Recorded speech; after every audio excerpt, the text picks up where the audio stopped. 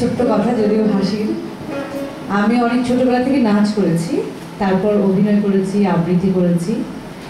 গান আমি প্রচুর শুনি, খুব মন দিয়ে শুনি। গানের কথা আমার মুখস্থ থাকে, বা হয়তো সুরতাল লয়টাও একটু বুঝি, বাট কখনো গান চেষ্টা করিনি নিজের কণ্ঠে। কারণ অনেক বছর আমি অনেক দেশে অনুষ্ঠান করেছি উপস্থাপিকা হিসেবে। তো আমাদের বড় বড় শিল্পীরা, রিজিয়া পারভিন, কনক চাপা কিংবা রুনালেলা সাবনেসমিনের সাথে যখন আমি উপস্থাপনা করি, তো দেখা যায় অনেক সময় এক রুমে বসে বসে আছি, গান হয়তো আমি করছি, তো ওরা বলবে মিতা তুই থামবি, সুর ভুলে যাচ্ছি। আমি বলছি ঠিক আছে সাবরাম্পা, আপনাকে তো ওরা $5,000 দিবে, আপনি আমাকে $10 দেন, আমি থেমে যাবো। কারণ আমার সুর এতই বাজে, মানে আমার গলা এতই বাজে, আমার হাজবেন্ড পর্যন্ত স্টেজে যদি কেউ আমাকে গান গাইতে বলে, আমি একেবারেই গাইনি তা না, ওই ফান হিসেবে গিয়েছি। তো গাইতে শুরু করলে আমার হাজবেন্ড মানিব্যাগ বের করে বলে থামতে কত নিবি। তো আপনারা কি মানিব্যাগ সবাই আছে তো সাথে, না? কারণ আমাকে থামাতে টাকা লাগবে। শুরু করলাম। আর আমি বিমান স্যারকে ধন্যবাদ আর টিমকে ধন্যবাদ জানাচ্ছি এই কারণে যে ওরা দুজন পজিটিভলি আমাকে এনকারেজ করেছে যে না তুমিও পারবে, ওদেরকে একদিন দেখিয়ে দাও। তো আপনার সবাই দোয়া করেন একদিন ওদেরকে দেখিয়ে দেবো।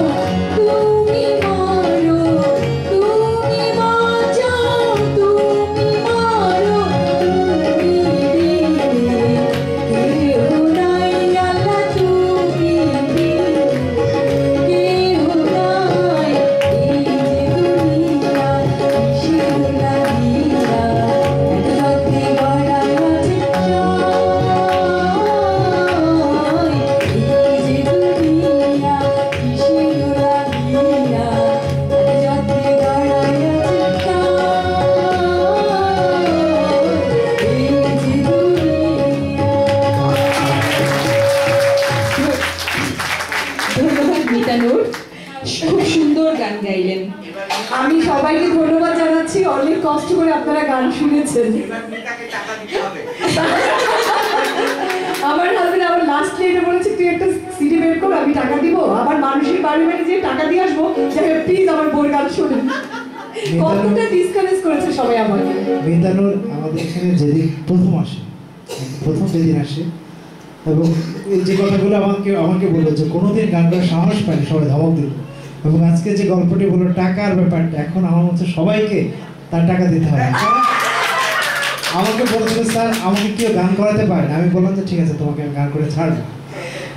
থ্যাংক ইউ বিমান, আমি তো বলেছি বিমান ভাই দুজনকে অনেক ধন্যবাদ।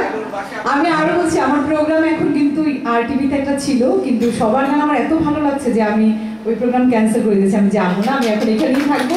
কোরাসে আমাকে ছাড়া হবে না।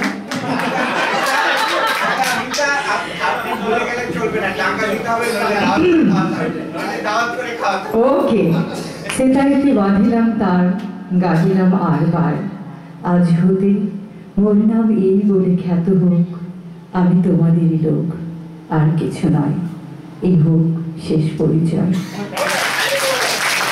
ধন্যবাদ।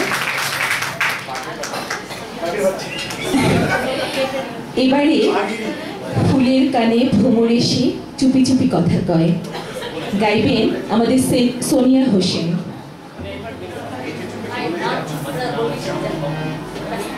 Thank you.